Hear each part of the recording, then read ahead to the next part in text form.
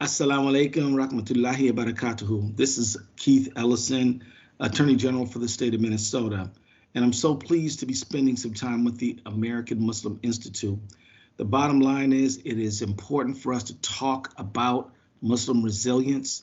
We cannot just have a story. We cannot just have a story of hardship and difficulty. We have got to have a story of, yes, we took some shots, but we, based on our faith, get back up and keep on contributing to this world. And that's why I wanted to start with showing you the front cover of the Newsweek magazine, a national magazine, which talks about Muslims being resilient. But this is today. Years ago, we had tougher days. In the aftermath of 9/11, I remembered this moment so distinctly when Peter King held a committee hearing on the subject of whether violent radicalization among American Muslims should be the subject of a Homeland Security Committee. And he had this hearing. And before this hearing ever took place, I said, you should not do a hearing on Muslim violent extremism. You should do one on violent extremism. And you could talk about the Ku Klux Klan, white nationalist groups, whoever you want, and maybe some Muslims too, but not just Muslims, because it makes it look like Muslims are associated with crime and terrorism. He didn't care. He marched ahead anyway. And this, in my view, was a very tough moment. But in every tough moment, great things happen too, because that's when I met Talat Hamdani, and I was able to talk about her courageous son, 23 years old, who ran into the burning towers when other people, quite understandably, were running from it. Yet he went in there and he was a first responder to save lives, but he was not able to save his own life. And we lost his life that day, and yet his name is inscribed among the heroes right down there in 9/11 to this very day. This was a tough moment, but it also held within it beautiful courage, faith, and heroism.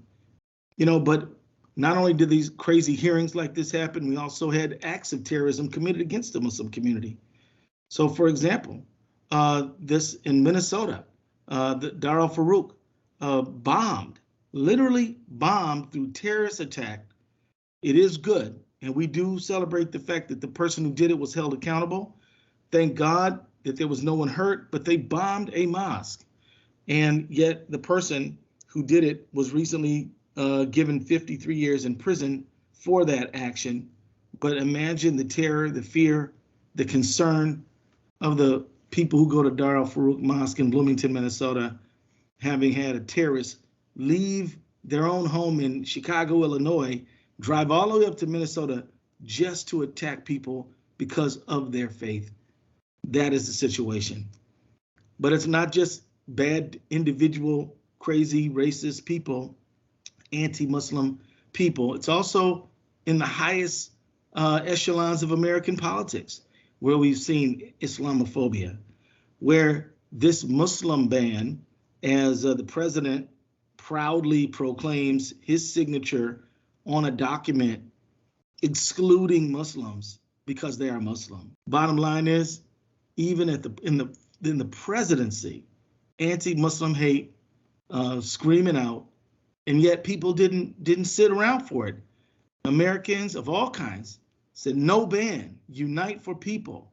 Muslims, together with their neighbors who are Christian, who are Hindu, who are Jewish, Buddhist, no faith at all, crowded airlines and airports all over the country to stand with their Muslim neighbors. And this is a picture of that. And I don't want you to ever forget that while we had to deal with a racist, horrible president like Trump, who wanted to discriminate against our community, we had neighbors who stood up and stood with. And so now today things are going pretty well. How proud I am that the head coach of the New York Jets is a Muslim. I mean, and that the head of the Federal Trade Commission, Lena Khan, 32 years old, leading economic and consumer policy in our country, is a Muslim woman. And then Faz Shakur led a major presidential campaign. Faz, one of the sharpest political minds I know, led the Bernie Sanders campaign, a major political campaign, did a great job, and we're all very proud of him. But those are just a few folks who've been doing well. Those are the high profile folks. Let's never forget the folks who've been leaders in their neighborhoods, in their communities, on their jobs, who may not get headlines and may not be the subject of great acclaim all over the world, but who are still making meaningful contributions, demonstrating that resilience. And, and that brings me to another point. Recently, not only has the Muslim community been resilient, others have too.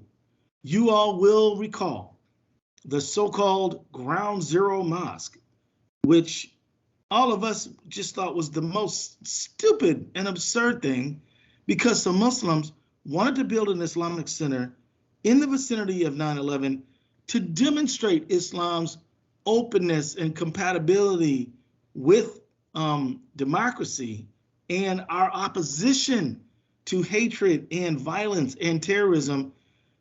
Their good intent was completely rejected by the haters who called it the Ground Zero Mosque and blocked it and opposed it.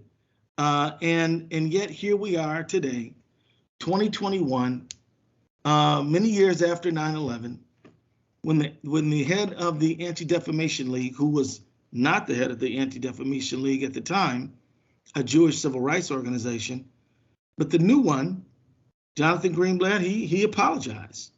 And I know some of you maybe you appreciate the apology, maybe some of you don't, but the apology is there nonetheless.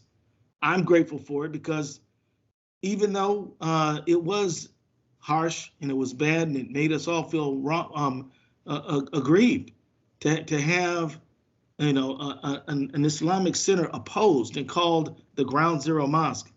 Not everybody who was part of that bad action has apologized, but the ADL has, and I'm grateful for it.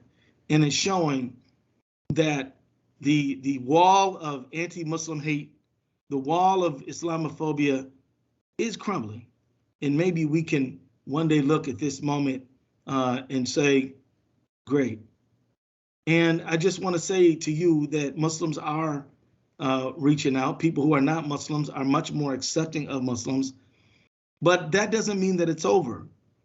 We may have come together in organizations and groups to protect ourselves as Muslims, but we stay in those groups to do good and to do justice and to protect civil rights, also because we're Muslims.